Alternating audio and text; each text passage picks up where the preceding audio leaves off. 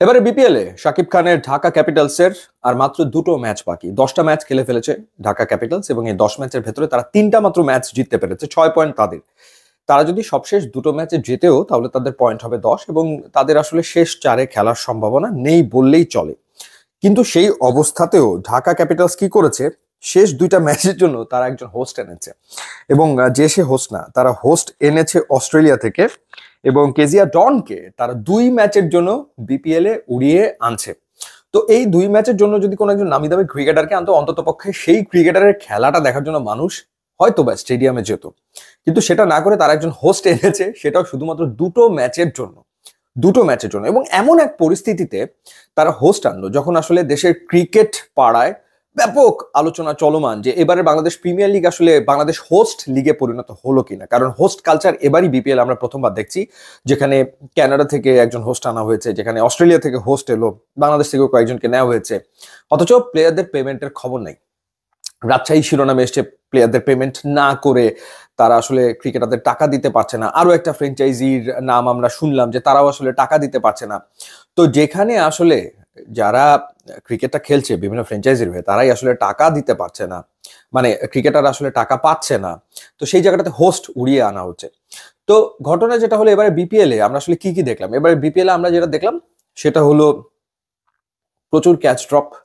এখন পর্যন্ত যতগুলো ম্যাচ হয়েছে প্রায় 70টার মতো ক্যাচ পড়েছে, অর্থাৎ ম্যাচ প্রতি 2.5টা করে ক্যাচ ড্রপ এবং লোপ্পা লোপ্পা ক্যাচ টাপাটাপ পড়ে যাচ্ছে, এই ঘটনা ঘটলো।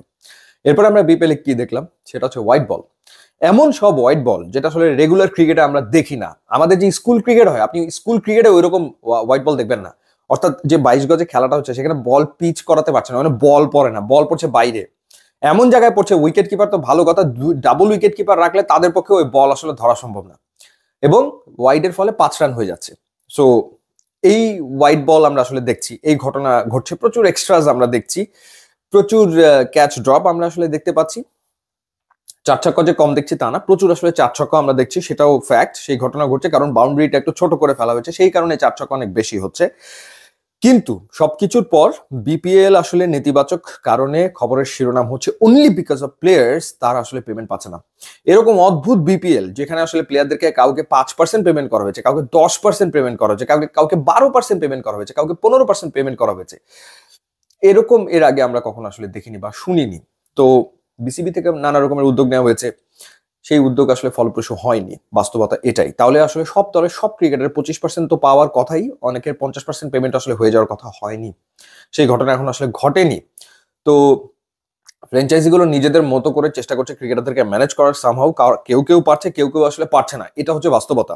নিজেদের মতো করে সবাই আসলে চেষ্টা করছে ক্রিকেটারদেরকে ম্যানেজ করার বা সময় চেয়ে নেওয়ার। কেউ কেউ ক্রিকেটারদের কাছ থেকে সময় চেয়ে নিয়েছে, অনেকে আশ্বস্ত হয়েছে, অনেকে আশ্বস্ত হয়নি, অনেকে মুখে আশ্বস্ত, মনে অশান্তি, মনে শঙ্কা যে এই পেমেন্ট আদৌ আর পাওয়া যাবে কিনা, সেরকম ঘটনা আছে।